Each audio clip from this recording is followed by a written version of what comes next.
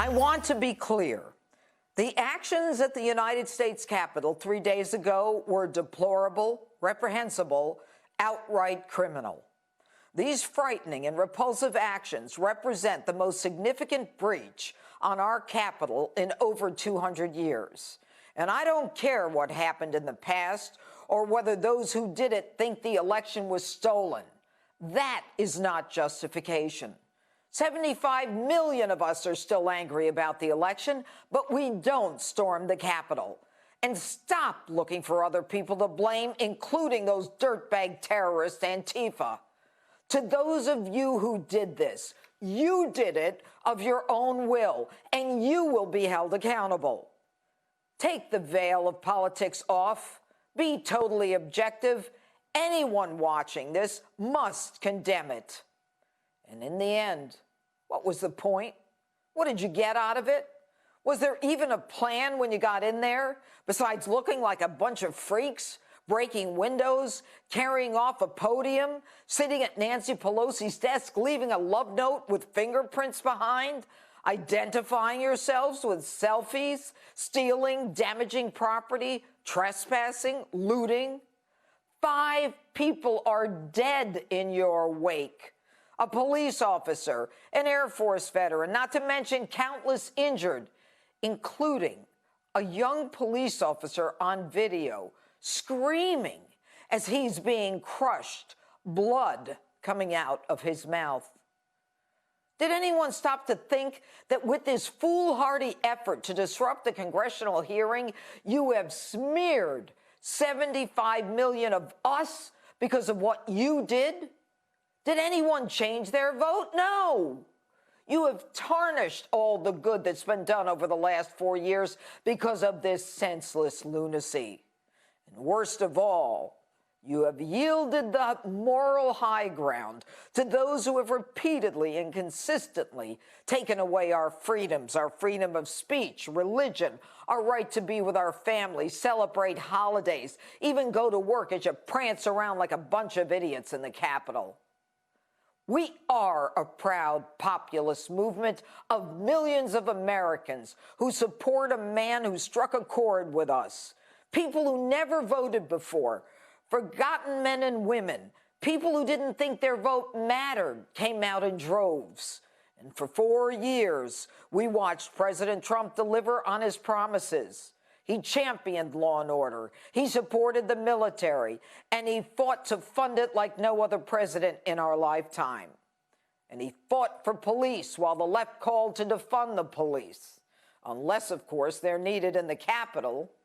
Query: is the suggestion that the life of someone in the inner city is not as deserving of police protection, less valuable than a member of Congress? People are frustrated, especially when they hear comments like this. That if had been a group of Black Lives Matter protesting yesterday, they wouldn't have been treated very, very differently. Really? They got away with police being told to stand down and prosecutors not filing charges when they created Chaz and CHOP and burnt neighborhoods, businesses, and got away with it. Now, I have long believed that there are 2 systems of justice, one for the rich and one for the poor. I even wrote a book about it. He killed them all. How the rich get away with crimes and the poor don't have the ability to mount a defense or influence public opinion.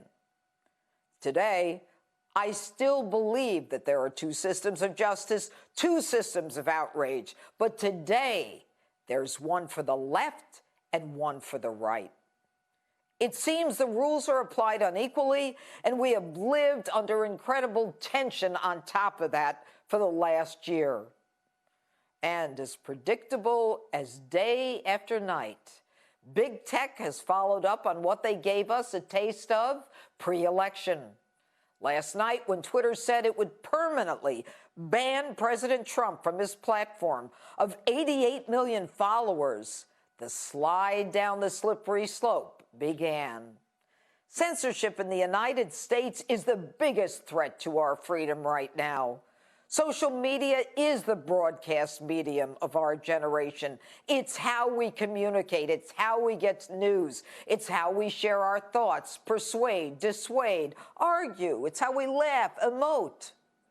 There is a reason freedom of speech is in the First Amendment. It is the essence of our American way. And suddenly, Silicon Valley, Jack Dorsey and company, they get to decide what speech is acceptable, anointing themselves as arbiters of whether what the right says is allowed to be heard.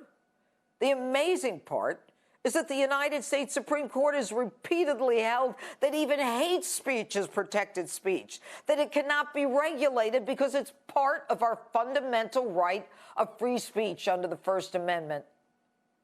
Now, I don't like it when Kamala Harris goes on Twitter to raise money for criminals who come out and commit crimes again, but I would fight for her right to say it under the Constitution. And amazingly, even the ACLU has joined to criticize the move by Twitter. And now, Apple is threatening conservative-leaning Parler with removal from its platform. When you are removed, censored, canceled from these platforms, you are then the subject of attack, assault, derision, even dismissal from your job. If you're on the left, however, you're rewarded with a job or you become the head of a department at a university. But the idea of censorship of speech in the United States is destructive to our free and open society. How can anyone possibly believe this is good? Forget fair. The idea that people get to decide whose speech is suppressed and whose isn't is totally outside our constitutional framework. Social media is the marketplace where we share ideas. And as big tech continues to suppress conservative speech, the inability of Americans to get the facts will be even more dire, drawing a politically influenced distinction between the truth and a lie, which will create even more chaos. Fiction, remember, often drives people over the edge. Whenever the media takes side in a movement, historic anger and frustration result. We need a media that gives us the truth. They have not, which has prompted many of us to go online. And now big tech is as much as admitting they don't like what people on the right have to say, and they can't argue that they're law enforcement with an obligation to seek out and root out criminal behavior. It's not their job. So big tech must be regulated. They can no longer have the immunity under Section 230 of the Communication Decency Act. The shame is they do what they do because no one in Congress has told them they can't. The monopolies must end, yet they continue because no one in Congress has said that they can't. It's past time to peel back their immunity. The claim that they're taking down dangerous speech is absurd. The Ayatollah's on Twitter, but the President of the United States is not? George Orwell was right. The thought police come next to punish thought crime. Personal and political thoughts that are unapproved by the government. Be very, very scared. And that's my open. Let me know what you think on my Facebook and Twitter, #Judge Jeanine. If you like my opens, you'll like my new book, Don't Lie to Me, available everywhere now.